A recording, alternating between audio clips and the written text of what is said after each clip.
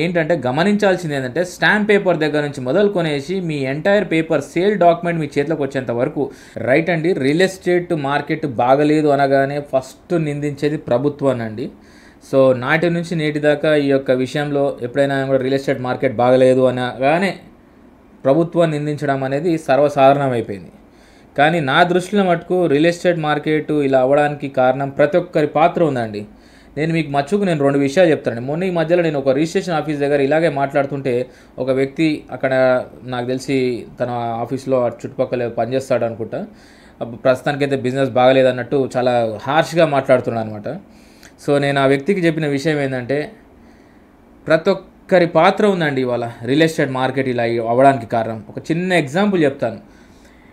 మీరు ఏదైనా కానీ కూడా భూమి విక్రయించేటప్పుడు మీరు ల్యాండ్ కొన్నా, లేకపోతే బిల్డింగ్ కొన్నా, లేకపోతే ఒక ఫ్లాట్ కొన్నా, ఒక అగ్రిమెంట్ అనేసి టోకన్ అగ్రిమెంట్ ఇచ్చి అంటే బయానా ఇచ్చి ఒక అగ్రిమెంట్ రాసుకుంటారు. ఆ అగ్రిమెంట్ ఏంది చితికాయిదాల పైన లేకపోతే A4 సైజ్ పేపర్లో రాసుకోరు.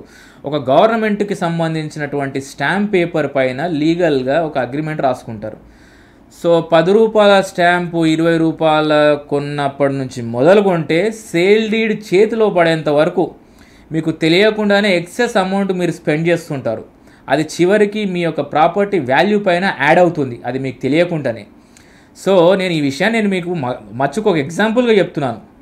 సో ఇక్కడ జరుగుతున్నటువంటి విషయాలలో మీరు ఏంటంటే గమనించాల్సింది ఏంటంటే స్టాంప్ పేపర్ దగ్గర నుంచి మొదలుకొనేసి మీ ఎంటైర్ పేపర్ సేల్ డాక్యుమెంట్ మీ చేతిలోకి వచ్చేంత వరకు మీరు ఎక్సెస్ అమౌంట్ స్పెండ్ చేస్తుంటారు తెలియకుండానే. ఎందుకంటే ఒక ప్రాపర్టీ కొనబోయే ముందు మీరు చాలా సంతోషంగా ఉంటారు, ఎంత స్పెండ్ చేస్తున్నారో మీకు అర్థం కాదు.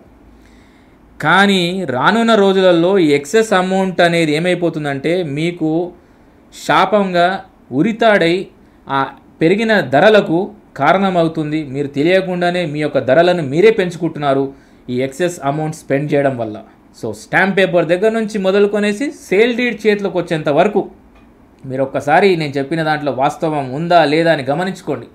ఇలా ప్రతి ఒక్కసారి రియల్ ఎస్టేట్ మార్కెట్ బాగలేదనగానే నిందించడము, ప్రభుత్వాలను పైన దూషించడము, లేకపోతే మార్కెట్ ఇలా అయిందనేసి చెవులు కొరుక్కోవడం కాదు. వ్యవస్థలో లోపాలను సరిదిద్దే ప్రయత్నంలో భాగంగానే ఈ రీబిల్డ్ ఆఫ్ రియల్ ఎస్టేట్లో మాట్లాడుతున్నటువంటి విషయం అండి.